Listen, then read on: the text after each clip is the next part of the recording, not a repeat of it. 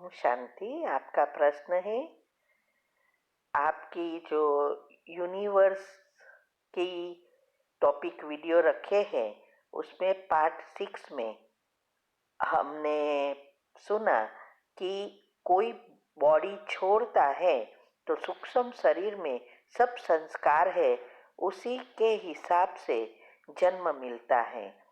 तो फिर जन्म नया लिया तो फिर दूसरा सूक्ष्म शरीर बनेगा ना। तो पहले वाला सूक्ष्म शरीर का क्या होता है? उत्तर है,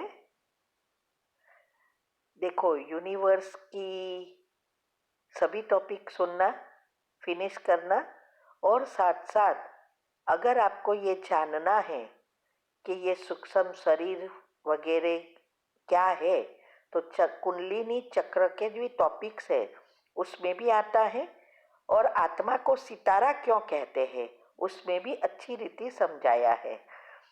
तो ये जो सूक्ष्म शरीर है वो सूक्ष्म शरीर तो वही रहता है, लेकिन एनर्जी जो है, नेगेटिव, पॉजिटिव और न्यूट्रल, 3 एनर्जी है, वो हमारे विचारों अनुसार बदलती है।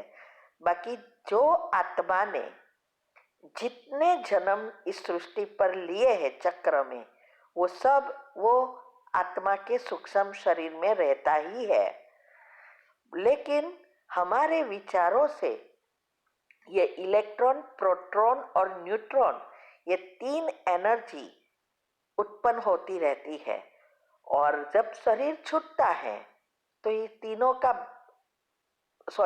दोनों का बैलेंस होता है। इलेक्ट्रॉन और प्रोटॉन, न्यूट्रॉन तो परमात्मा की एनर्जी अर्थिंग के लिए है, लेकिन इलेक्ट्रॉन और प्रोटॉन दोनों का बैलेंस होकर नई बैलेंस शीट तैयार होती है। तो यही पाप और पुण्य है, यही नेगेटिव पॉजिटिव एनर्जी है। तो इसीलिए ये जस्ट एनर्जी ऊपर नीचे होती है और फिर नए सर से ऐड होती है या माइनस होती है, ये सब होता रहता है, क्योंकि ये हमारा जो सूक्ष्म शरीर जो है वही सारा ब्रह्मांड से जोड़ा है। तो ये डिटेल में आपको सब मिलेगा, बहुत टॉपिक रखे हैं। उस टॉपिक में हमने समझाया है कि कैसे एक के एक पॉइंट हमारे ब्रह्मांड से जुड़ा है, और कैसे परमात्मा की एनर्जी जिसको साइंस वाले कॉस्मिक पावर कहते हैं, जो हमारा लाइफ फोर्स एनर्जी है, वो कैसे हमारे में आती है, ये सब डिटेल में हमने समझाया है। तो आप हमारी जो चैनल है शिव शक्ति मेडिटेशन बीके कुसुम कर लिखेंगे और सब्सक्राइब करेंगे तो प्लेलिस्ट में जाना पड़ेगा, और प्लेलिस्ट में ग्रुप वाइज आएगा, क्योंकि हर एक टॉपिक छोटे छोटे हैं तो एक दूसरे से कनेक्टेड होते हैं, इसीलिए सब टॉपिक आप सुनेंगे तो समझ में आएगा। ठीक है। ओम शांति। आपका प्रश्न है, ये सिल्वर एज तक पहुंचेगी आत्मा तब कर्मेंद्रिया सेटल हो जाएगी, तो इसका मतलब क्या होता है? आज मुरली में ये आया था। उत्तर है, देखो, यही है हमारी जो कुंडलिनी है, वही आत्मा का करंट है। तो सिल्वर एज तक पहुंचना अर्थात अनाहत चक्र तक पहुंचना, हृदय से जुड़ा है, जो सुषुम्ना नाड़ी का बैलेंसिंग करता है, सुषुम्ना नाड़ी को एक्टिव करता है।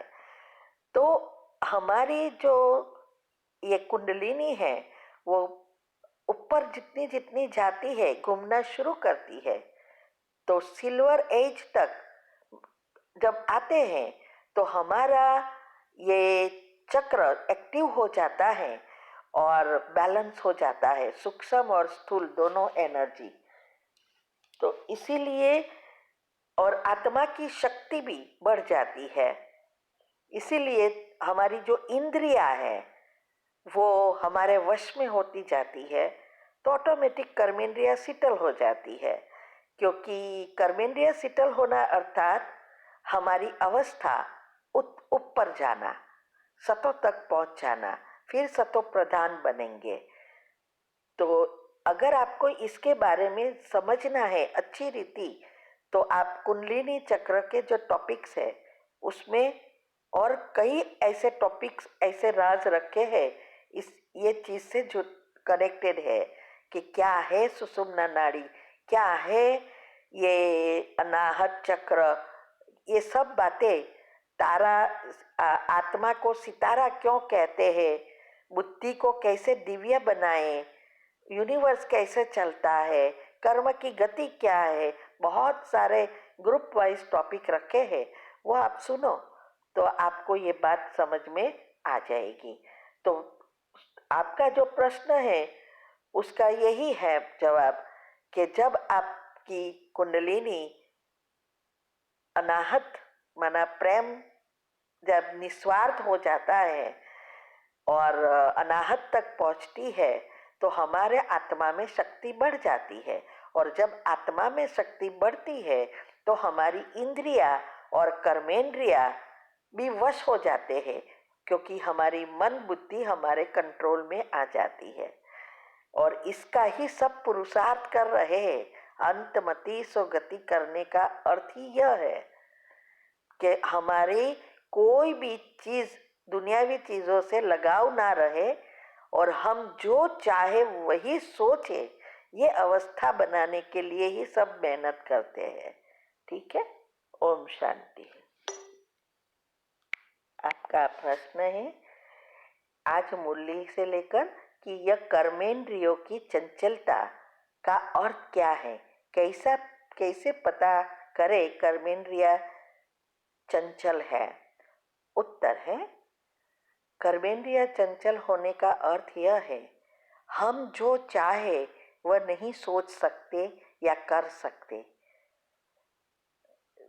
तो ये जो इंद्रिया है वो इंद्रिया के साथ कर्मेंद्रिया जुड़ी है, और वो 5 इंद्रिया, एक है स्वाद, स्पर्श करना, फिर सूंघना, देखना और सुनना, ये 5 इंद्रिया 5 कर्मेंद्रियों से जुड़ी है। तो वो चंचल है। सारा दिन आप चाहते हैं क्या कि नेगेटिव व्यर्थ सोचते रहे, गुस्सा करे, किसी को गाली दे या कुछ पैसा ना कमाए, ये चीज बहुत कुछ होता है जो आपको नहीं चाहिए फिर भी होता रहता है। तो क्योंकि सबका कंट्रोल मन के ऊपर है, तो जब मन को हम ट्रेनिंग दे देते हैं तो ऑटोमेटिक इंद्रिया शिथिल हो जाएगी, और इंद्रिया शिथिल हो जाएगी तो कर्मेंद्रिया भी शिथिल हो जाएगी, चंचल नहीं होगी। तो हम जो चाहेंगे वही सोचेंगे, जो हम करना देखना चाहेंगे वही देखेंगे, चाहे कितना भी अच्छा हमें लगता हो फिर भी हम नहीं कहेंगे नहीं देखना है तो नहीं देखेंगे। तो ये सब यही पुरुषार्थ है, क्योंकि जब इंद्रिया की चंचलता है तो विकर्म बनते हैं, गुण के अवगुण बन जाते हैं। जब इंद्रिया मन आत्मा के हाथ में वश में आ जाती है तो सब गुण एक्टिव हो जाते हैं और फिर हम जो चाहे वो कर सकते हैं, और हमारा भाग्य एकदम ऊंचा चला जाता है, क्योंकि भाग्य बनता है पॉजिटिव एनर्जी से, गुणों से। और जब अवगुण में परिवर्तन हो जाता है, इंद्रिया चंचल हो जाती है, तब हमारे जीवन में सुख दुख शुरू हो जाता है। ठीक है, ओम शांति।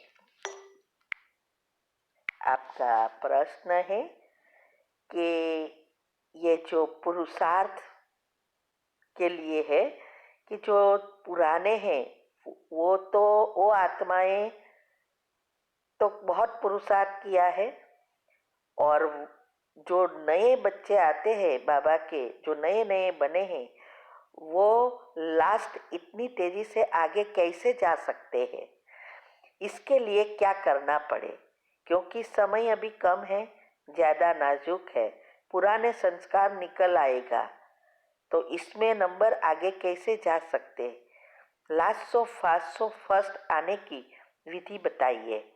क्योंकि संस्कार परिवर्तन के लिए टाइम तो लगता है, कभी कभी डर और उदासी भी होती है। पहले आने वाले बाबा के बच्चे ने तीव्र पुरुषार्थ कर लिया और हम लेट आए हैं। उत्तर है, पहले तो मैं ये कहूँगी कि ये सोचना भूल है कि जो बाबा के बच्चे पहले आए हैं वो तीव्र पुरुषार्थ कर लिया है, ये बहुत बड़ी भूल है।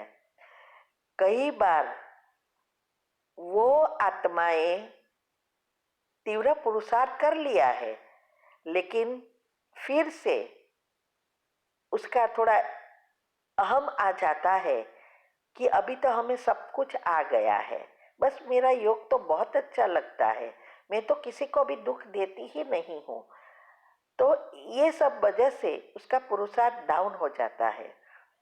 दूसरा, दुनिया में भी अभी इतनी माया का भपका है, उसमें भी वो लपेट में आ जाता है। इसीलिए बाबा ने कहा है कि अंतिम समय में जो ब्राह्मणों का झाड़ हिलने वाला है, वो इसमें कहा है भले भले बड़े बड़े महारथी भी गिर जाएंगे। तो ये झाड़ तो हिलना शुरू हो गया है। तो इसीलिए ये जो पुरुषार्थ की बात है, वो अभी last so fast so first में आना बहुत इजी है, क्योंकि पहले ज्ञान इतना ओपन नहीं था। पहले तो हमने जब शिविर किया था तब भी इतना ज्ञान खुला नहीं था। ये भी नहीं कहते थे कि कृष्ण ही ब्रह्मा ही कृष्ण बनने वाला है। बहुत छोटा मीन्स के शॉर्ट में समझाते थे। अभी तो ज्ञान ही इतना सारा लोग मंथन करके यूट्यूब पर भी मीडिया द्वारा मिल जाता है, मुरली भी घर पर मिल जाती है, सब कुछ ओपन है और जल्दी जल्दी पुरुषार्थ करने में बहुत मदद करता है। क्योंकि पहले मंथन खुद करते तभी बातें समझ में आती। अभी देखो, हमने यूट्यूब पर कितने राज रखे हैं, सब मंथन करके रखे हैं ना, लेकिन वो करने में हमें बहुत समय लगा। लेकिन जो अगर कोई आत्मा वो बातें सुनना शुरू करे और साइड में पेन पेपर लेकर बैठ जाए और समझकर पॉइंट लिखना शुरू करे और एक बुद्धि में बिठा दे कि मुझे अभी आगे बढ़ना ही है, तो वो 6 महीने में तो क्या, इससे भी जल्दी नंबर 1 में आने के लायक बन सकती है, क्योंकि सब कुछ तैयार है। और इससे हमारी अवस्था भी बनती है, पॉजिटिविटी भी बढ़ती है, इंटरेस्ट भी बढ़ता है, क्योंकि राज समझ में आ जाता है। और पहले राज समझ में न आने के कारण पुरुषार्थ में ढीलापन रहते थे। तो इसीलिए ये आगे बढ़ने के लिए जो आप पूछ रहे हो, तो उसके लिए तीव्र पुरुषार्थ ग्रुप में हमेशा जो कुछ आ रहा है, और ये सब ग्रुप अगर आप क्वेश्चन ग्रुप में ही हो तो कोई फायदा नहीं है। सभी ग्रुप है, बहुत सारे ग्रुप है, और सब में एक एक दो दो चीज आती है, वो रोज का रोज करना है। और ये यूट्यूब पर रखे हुए राज अच्छी रीति समझना है। ये राज आपको कहाँ भी नहीं मिलेगा। अगर आप तय कर ले कि मुझे बनना ही है, तो आप बन सकते हो।